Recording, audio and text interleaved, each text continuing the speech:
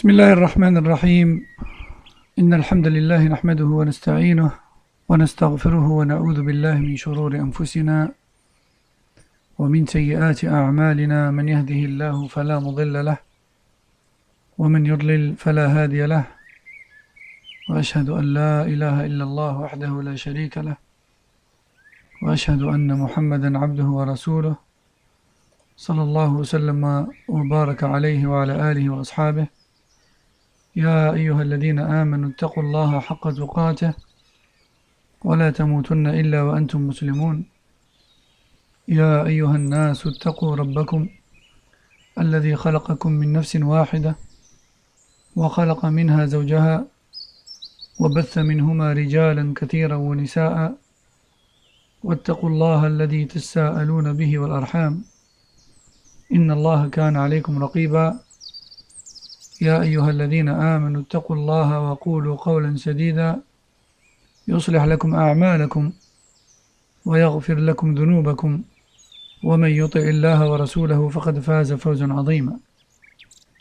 أما بعد، فإن خير الكلام كلام الله، وخير الهدي هدي محمد صلى الله عليه وسلم، وشر الأمور محدثاتها، وكل محدثة بدعة، وكل بدعة ضلالة، وكل ضلالة في النار. أما بعد، فنحن اليوم مع الفصل الخامس من هذا الكتاب النافع المبارك، وهو كتاب كن سلفيا على الجادة لمؤلفه الشيخ عبد السلام ابن سالم بن رجاء السحيمي حفظه الله، الأستاذ المشارك بقسم الفقه بكلية الشريعة بالجامعة الإسلامية بالمدينة النبوية. وهذا الفصل الخامس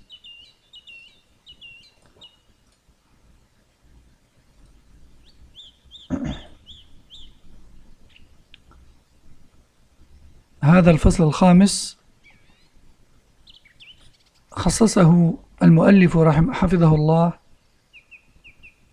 لذكر بعض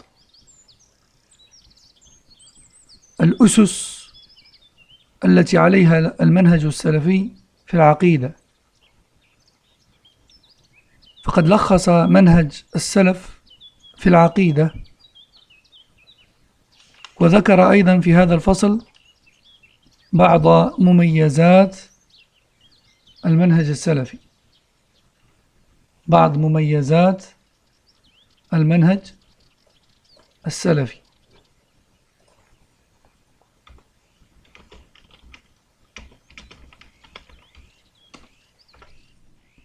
فقال حفظه الله تعالى: يتلخص منهجهم فيما يلي. أولا، حرصهم أو حصرهم مصدر التلقي في باب الاعتقاد على كتاب الله وسنة رسوله صلى الله عليه وسلم، وفهمهم للنصوص على ضوء فهم السلف الصالح. ثانيا، احتجاجهم بالسنة الصحيحة في العقيدة، وسواء كانت هذه السنة الصحيحة متواترة أم آحاد. ثالثا، التسليم بما جاء به الوحي، وعدم رده بالعقل، وعدم الخوض في الأمور الغيبية التي لا مجال للعقل فيها. رابعا، عدم الخوض في علم الكلام والفلسفة. خامسا، رفض التأويل الباطل. سادسا، الجمع بين النصوص في المسألة الواحدة. Donc, l'auteur rahimahullah a résumé les principes fondamentaux des gens de la sunna dans le domaine du dogme en 6 points. Il a résumé quelques principes fondamentaux des gens de la sunna dans le domaine de la croyance en 6 points.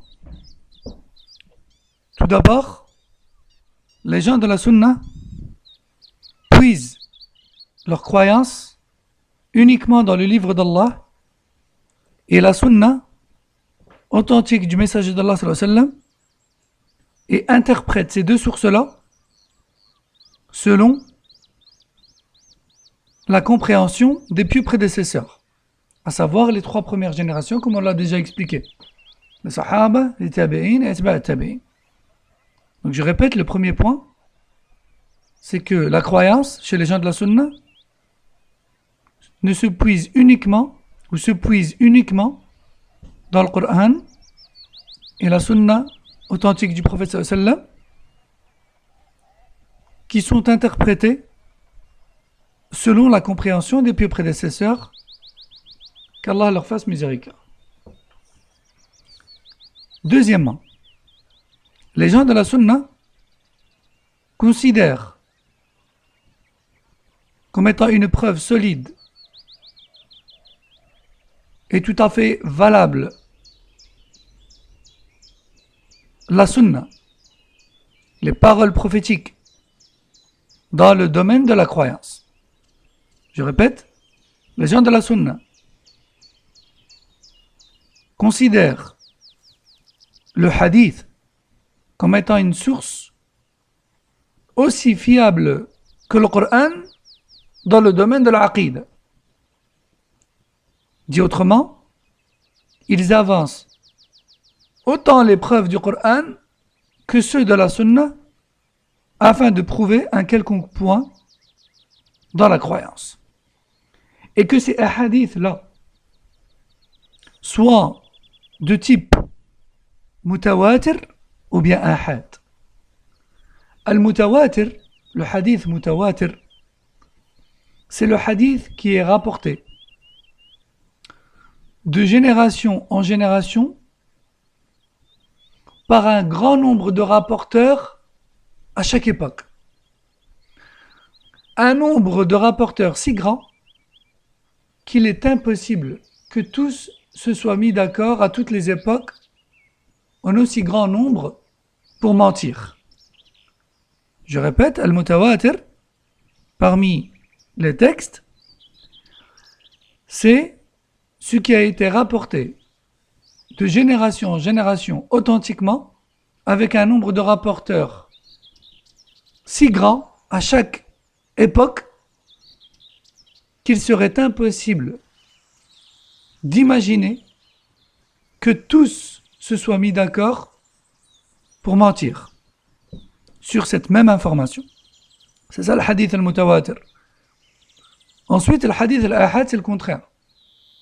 C'est le hadith qui est rapporté d'époque en époque, certes, mais qui, à une certaine époque, une ou plus, parmi les époques de rapporteurs, il y a un seul rapporteur, ou 2, ou même 3, mais pas plus.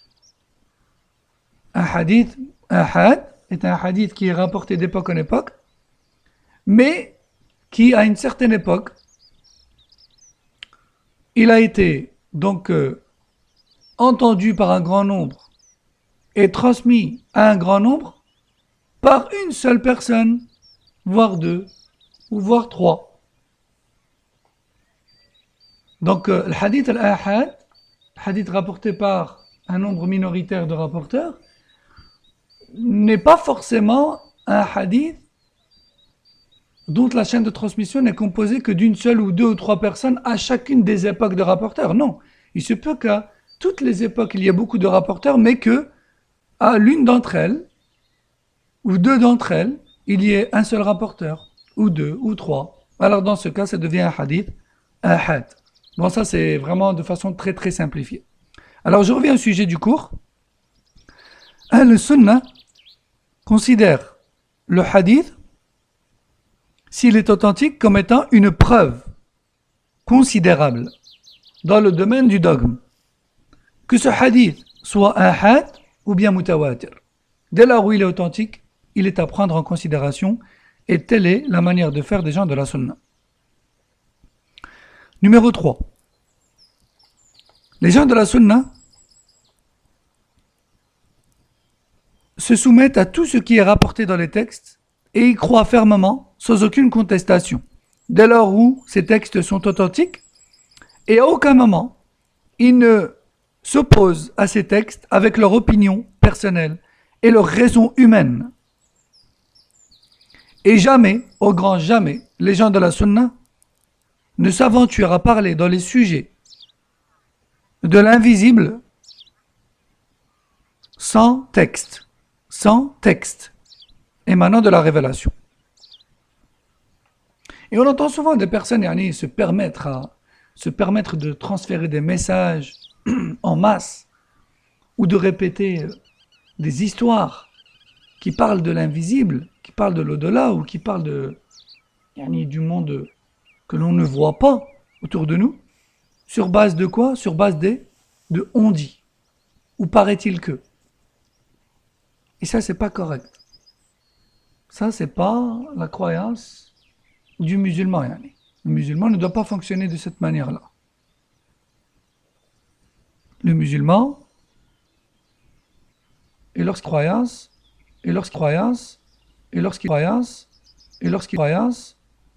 s'agit de choses invisibles.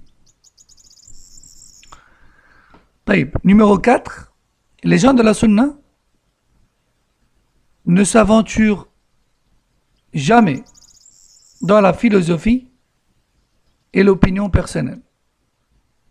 En matière de croyance, encore plus. Non. Surtout dans le domaine de la croyance. Numéro 5.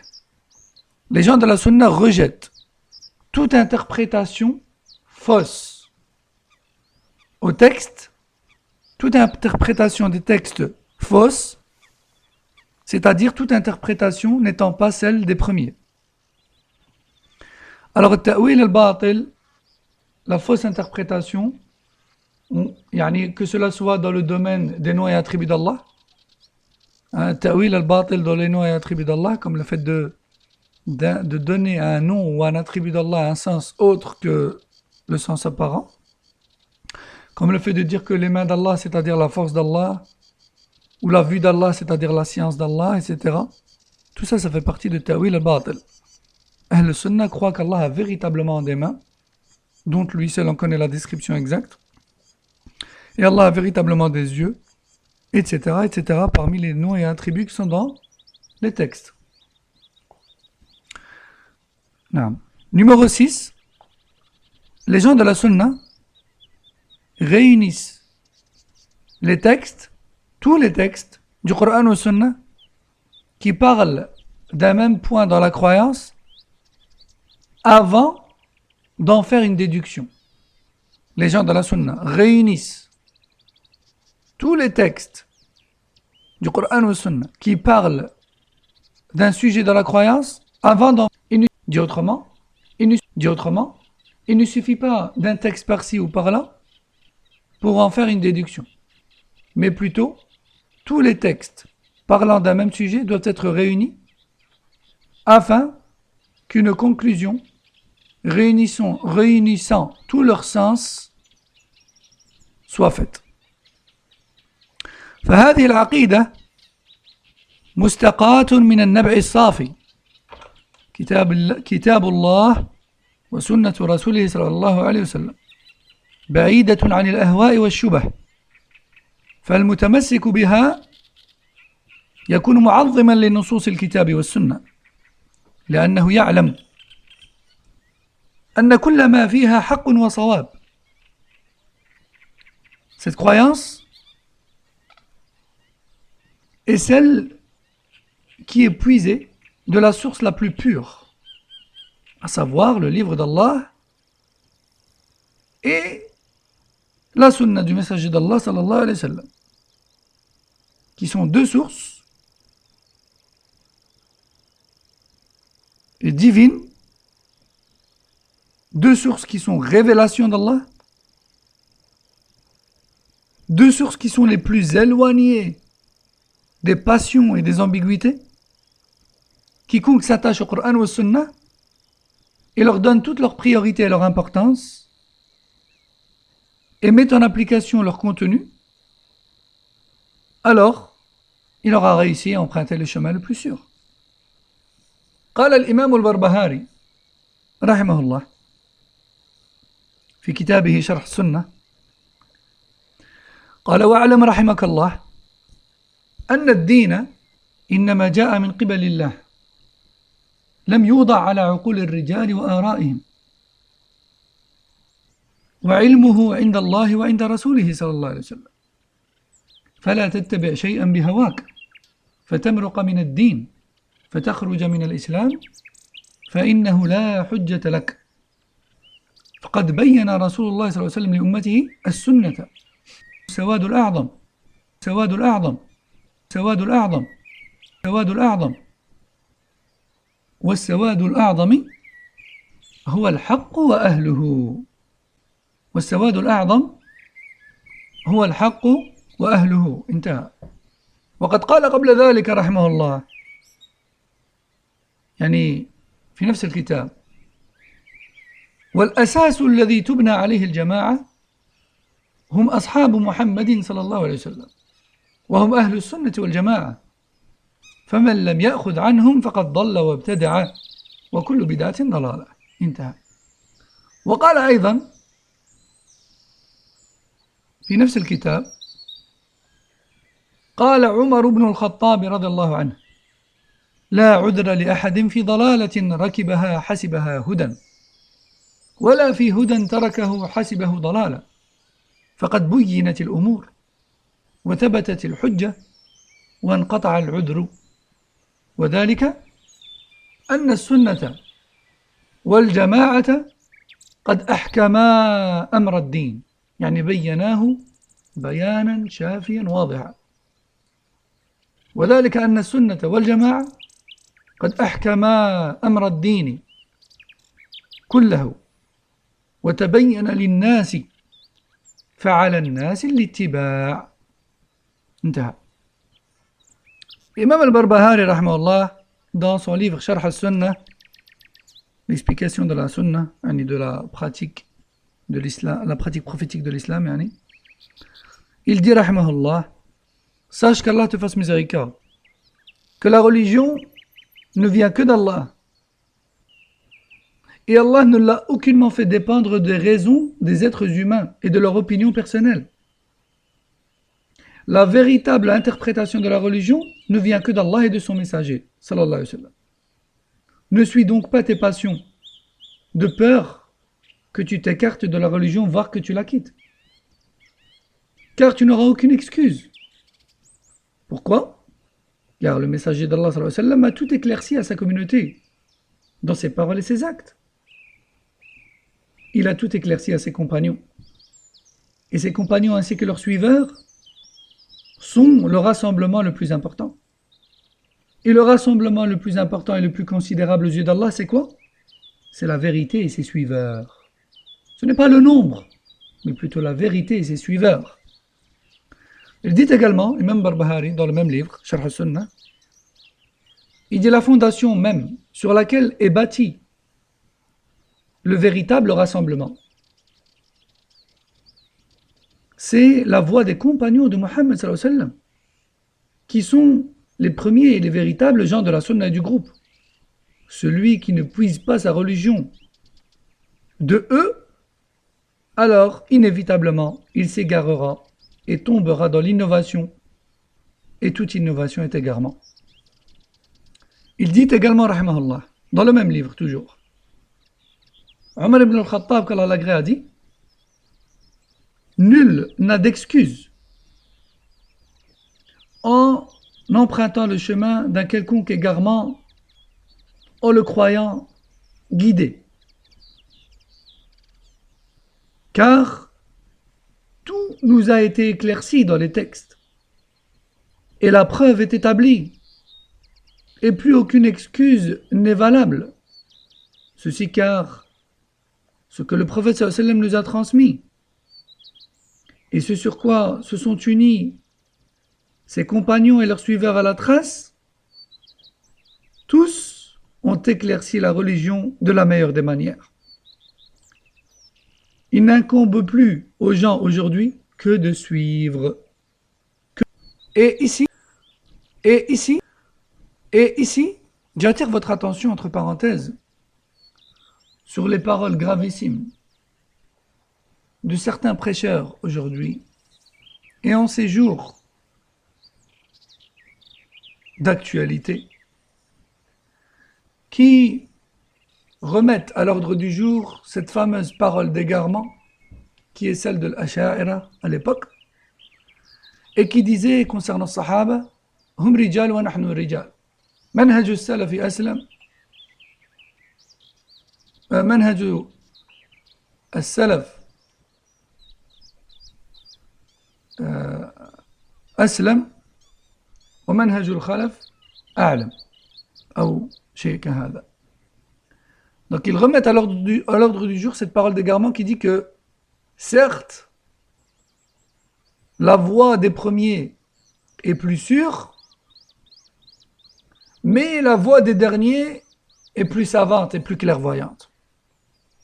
Et ceci est pur égarement, yani. Aujourd'hui, nous entendons certains prêcheurs qui prétendent révolutionner l'islam et le ramener de la lune à la terre, comme ils disent, et le ramener de l'ancien temps au 21e siècle, comme ils disent, et ramener les brebis galeuses vers le troupeau bien rangé, comme ils disent, c'est les termes qu'ils utilisent, hein, et qui prétendent que le Coran est divin, mais que tout le reste vient des êtres humains, bien que l'exégèse, etc., ont été écrits par des grands hommes, donc des grands savants, mais ça reste des hommes. Ils ne sont pas infaillibles. Subhanallah. Des paroles gravissimes, de l'égarement pur. Est-ce que les exégèses, tels qu'Ibn Kathir, Ibn Jarir al-Tabari, Al-Qurtubi, et beaucoup d'autres encore, ils sortaient de tafsir de leur tête? Ya Jahil? Ces savants-là ne sortaient pas de tafsir de leur tête. Plutôt, il le rapportait avec chaîne de transmission remontant jusqu'au prophète sallallahu alayhi wa sallam. Voilà comment la communauté musulmane, et en particulier en France, aujourd'hui, se fait égarer par des ignorants qui, soit effectivement sont profondément ignorants, soit ils sont savants, mais ils rusent contre leur propre communauté et cherchent à la détruire. Et malheureusement, je penche plutôt pour la deuxième. الله المستعان. ثم قال المؤلف: قلت فمن مميزات المنهج السلفي أولا ثبات أهله على الحق وعدم تقلبهم كما هي عادة أهل الأهواء.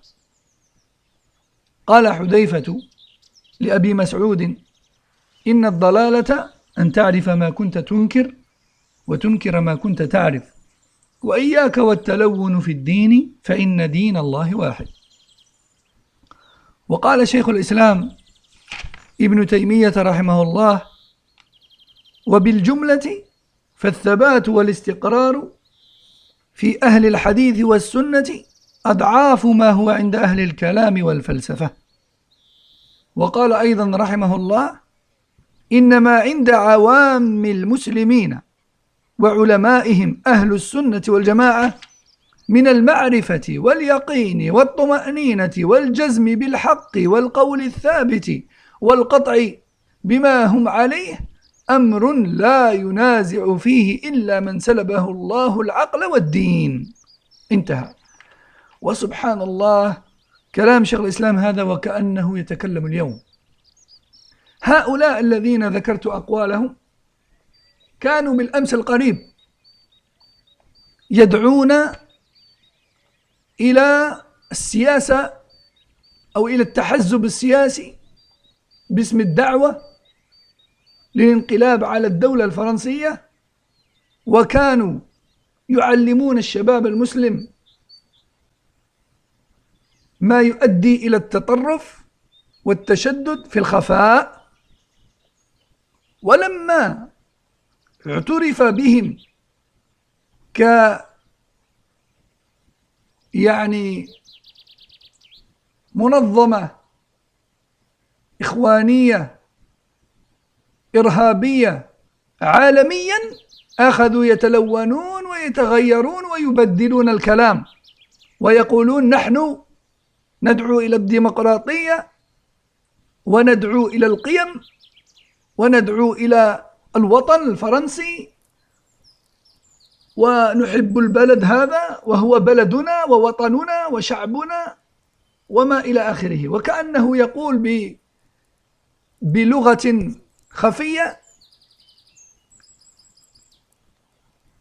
لسنا إخوانيون ولسنا سياسيون ولسنا حزبيون، بل كأنه يقول لا فرق بيننا وبينكم وإنما نحن مسلمون في البيت فقط.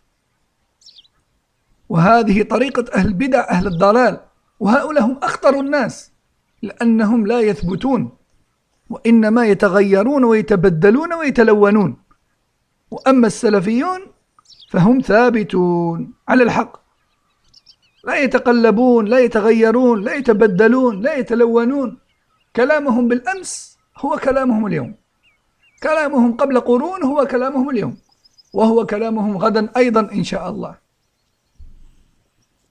Donc, à présent, on termine avec ça d'ailleurs, l'auteur rahimahullah va nous citer quelques points distinctifs de la voie de la salafiyya, de la voie des pieux prédécesseurs, la voie des sahaba.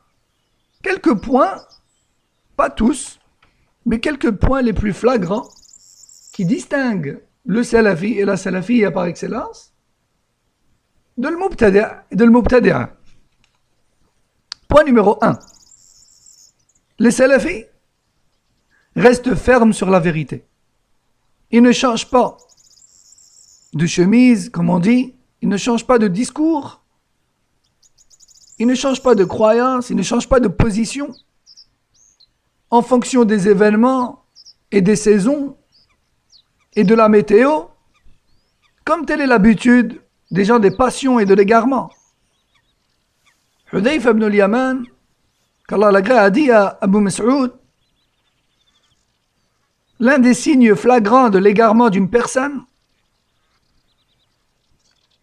c'est qu'elle se mette à louer ce qu'elle blâmait hier, ou bien qu'elle se mette à blâmer aujourd'hui ce qu'elle louait hier. Prends garde au changement de visage, prends garde au changement de discours et de position en matière de religion. Et sache que la religion d'Allah n'est qu'une seule. Fin de citation. Cheikh al-Islam Ibn Taymiyyah rahimahullah dit, de façon générale, la fermeté et le monopositionnement en matière de religion est flagrant et majoritaire chez les gens du hadith et de la sunna, contrairement aux philosophes et penseurs, comme ils disent, islamiques ou musulmans. Fin de citation. Il dit également, rahimahullah, toujours Cheikh al-Islam Ibn Taymiyyah,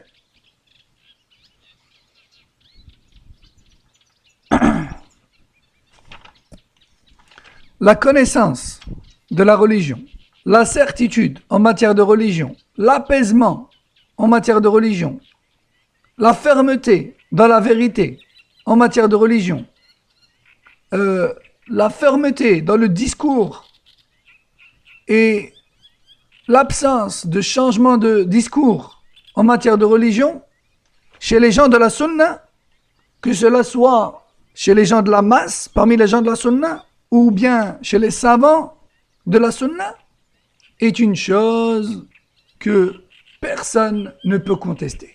Allahu Akbar. Fin de citation. Et ça, subhanallah, tout le monde peut en témoigner. Même les kuffars. Même les kuffars. Salafiyoun, peu importe leur époque et leur lieu, ils ont toujours le même discours. Toujours. Surtout en matière de croyance et de voix religieuse. Contrairement aux auteurs, aux prêcheurs et auteurs des paroles que je vous ai citées tout à l'heure, qui font l'actualité. Il y a quelques années encore, ces prêcheurs-là et ces organisations-là, surnommées par la presse française les fréristes, étaient encore en train d'appeler la communauté musulmane en France à former des partis politiques dits musulmans afin de contrer l'État français dans les lois et les décisions qui leur déplaisent ou qui déplaisent à leurs pratiques religieuses. Et aujourd'hui, subitement et étrangement, après avoir été déclaré sur le plan mondial comme étant une organisation terroriste, menaçante et dangereuse, le discours a changé.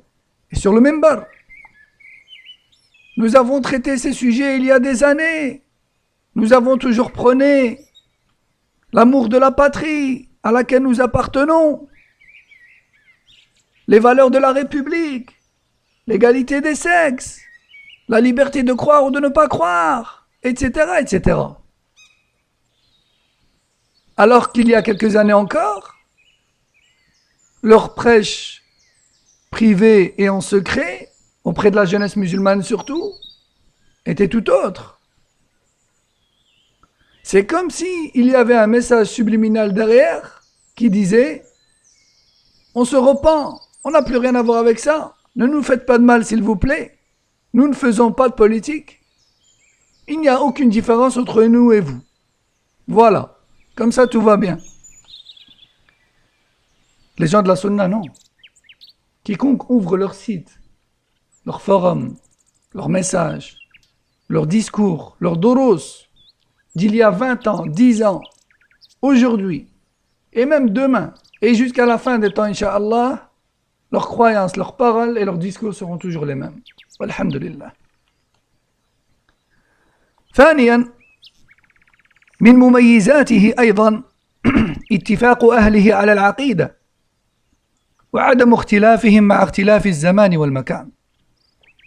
Et donc juste pour revenir encore une dernière fois sur cette différence entre la salafiyya et le reste des groupes innovateurs, qui est que les gens de la sunna, eux, ils restent fermes sur leur position, qui sont celles du Coran, qui est celle du Coran ou sunna. Ils ne changent pas de discours en fonction des événements. Il suffit de voir, par exemple, les différents prêcheurs égareurs qui appellent aux révoltes dans les pays et au soulèvement contre les États. Il suffit de voir comment est-ce qu'ils ont totalement changé de discours et transformé leur compte Twitter, Facebook et autres, dès lors où ils ont vu que leur pays, leur gouvernement ou leur État ou leurs autorités les pourchassaient. Ils ont complètement changé de discours, voire même d'apparence. Et ça, c'est un signe, un mauvais signe. Donc le deuxième point distinctif de Manhaj Salafi, c'est quoi? C'est l'unanimité de tous ces fidèles sur la croyance. Il n'existe pas de divergence dans les fondements de la croyance chez Ahl-Sunnah wal Jama'ah, peu importe leur lieu et leur époque. Peu importe leur lieu et leur époque. ثالثا أنهم أعلم الناس بأحوال النبي صلى الله عليه وسلم وأفعاله وأقواله وأعظمهم تمييزا بين صحيحها وسقيمها. لذلك فهم أشد الناس حبا للسنة وأحرصهم على اتباعها وأكثرهم موالاة لأهلها. يقول شيخ الإسلام ابن تيمية رحمه الله: فإنه متى كان الرسول صلى الله عليه وسلم أكمل الخلق وأعلمهم بالحقائق وأقومهم قولا وحالا، لزم أن يكون أعلم الناس به أعلم الخلق بذلك، وأن يكون أعظمهم موافقة له واقتداء به أفضل الخلق. انتهى. Troisième point distinctif de manhaj al-salafi, c'est quoi? C'est que les salafiyoun, les véritables salafiyoun, sont ceux qui connaissent le mieux le prophète sallallahu alayhi wa sallam. Que ce soit ses paroles ou ses actes, que ce soit de la distinction entre ce qui est rapporté de lui d'authentique ou non, que ce soit l'amour vis-à-vis de ce qui est rapporté de lui, que ce soit l'attachement et l'application de ce qui est rapporté de lui, que ce soit l'alliance et le désaveu concernant ce qui est rapporté de lui. Nul ne peut égaler les salafiyoun là-dessus. Impossible. Cheikh l'Islam Ibn Taymiyyah rahimahullah dit: dès lors où le messager d'Allah sallallahu alayhi wa sallam est le meilleur des hommes, le plus complet et aux œuvres les plus parfaites, alors ses suiveurs à la trace sont les meilleurs des hommes également après lui, dont les paroles et les actes sont les plus complets, les plus parfaites également. Le prophète sallallahu alayhi wa sallam est le meilleur des hommes et ses suiveurs sont les meilleurs des hommes également après lui, en fonction bien sûr de leur degré de foi et de suivi. Fin de citation. رابعا اعتقادهم أن طريقة السلف الصالح هي الأسلم والأعلم والأحكم، لا كما يدعيه أهل الكلام أن طريقة السلف أسلم وطريقة الخلف أعلم وأحكم.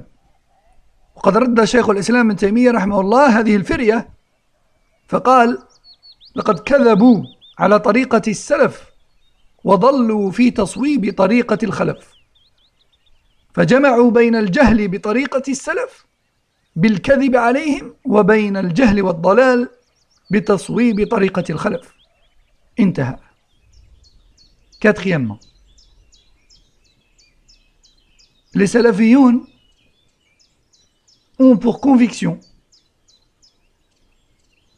que la croyance et la pratique des pieux prédécesseurs est numéro 1 plus sûre, numéro 2 plus savante, numéro 3 plus sage, et non pas comme le prétendent les philosophes et les penseurs musulmans, comme ils disent, comme je vous l'ai dit tout à l'heure avec l'Asha'ira, puis tous ceux qui les ont suivis dans cette prétention mensongère, lorsqu'ils disent la voie des salafs est plus sûre, oui, mais la voie de ceux qui sont venus après, parmi les penseurs, etc., elle est plus savante et plus sage. D'ailleurs, Cheikh l'Islam Ibn Taymiyyah rahimahullah a réfuté ce mensonge. Il a dit, dans Majmu' al-Fatawa, ils ont menti sur la voie des salafs et se sont égarés en faisant prévaloir la voie des khalaf, des derniers, des innovateurs. Yani. Ils ont donc réuni entre eux l'ignorance profonde concernant la voie des salafs, en mentant sur eux, et entre l'ignorance et l'égarement qui réside dans le fait de faire prévaloir la voie des derniers et des innovateurs. Fin de citation.